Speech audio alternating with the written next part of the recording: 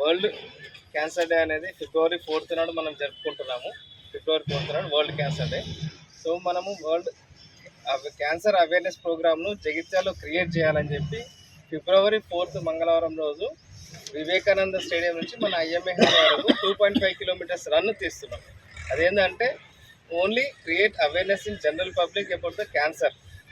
ఈ అన్ని మన ఇండియాలో బ్రెస్ట్ క్యాన్సర్ అనేది చాలా మ్యాక్సిమంగా ఉన్నది. ఫస్ట్ ర్యాంక్లో బ్రెస్ట్ క్యాన్సర్ వస్తుంది. దాని తర్వాత సర్విక్స్ క్యాన్సర్. సర్విక్స్ క్యాన్సర్ అంటే గర్భసంచి క్యాన్సర్ ఫీమేల్స్లో. మేల్స్లో కూడా పినైల్ క్యాన్సర్ వస్తుంటుంది.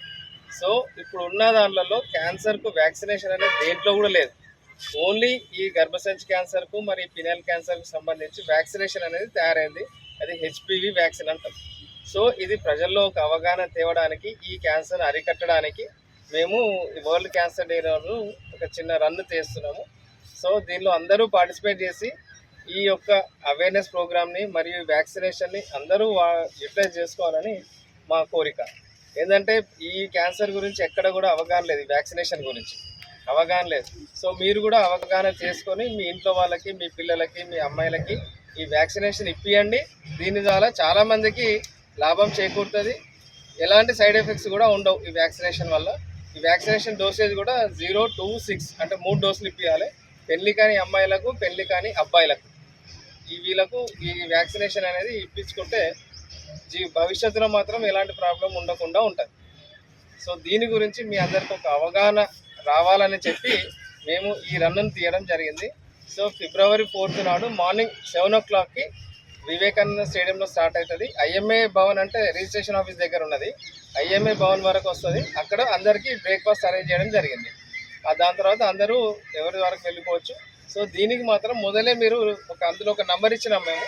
దానికి రిజిస్ట్రేషన్ చేసుకుంటే మాకేంటంటే కొంచెం మీకు అందరికీ అరేంజ్మెంట్ చేయడానికి వీలవుతుంది. సో దయచేసి ఎవరైతే పార్టిసిపేట్ చేయదలుచుకున్నారో వాళ్ళందరూ ఒక నంబర్కి ఫోన్ చేసి రిజిస్ట్రేషన్ చేసుకోండి.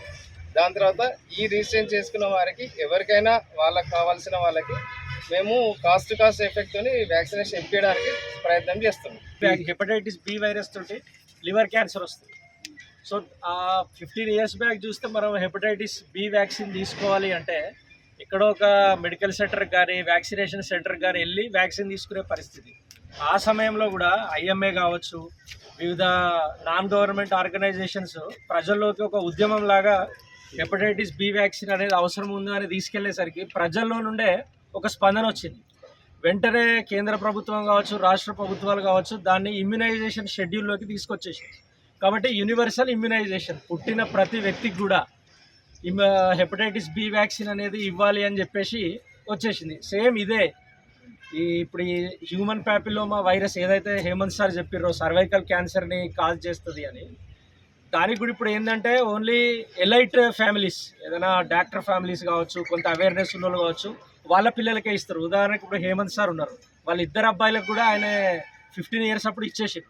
ఇది చాలామందికి తెలియదు. ఇది సో తీసుకెళ్ళాలి. వాళ్ళ రేపు 2 వ్యాక్సిన్లకు కలిపి ఒక 8,000 10,000 అంటే అది పెద్ద ఇబ్బంది ఏం కాదు. చాలామంది సిద్ధంగా ఉన్నారు, కానీ తెలియదు అది.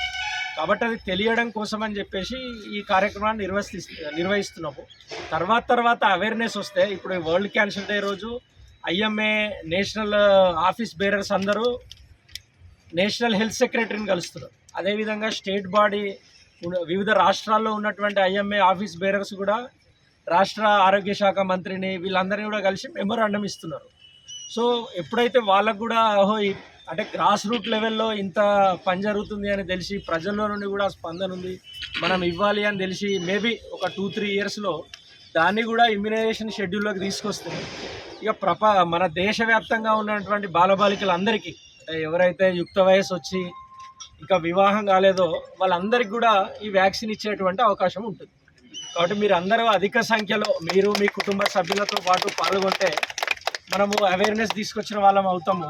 ఆ విధంగా ప్రభుత్వం కూడా స్పందిస్తే ఒక కొత్త నూతనమైనటువంటి విధానం ఒకటి వచ్చే అవకాశం ఉంటుంది.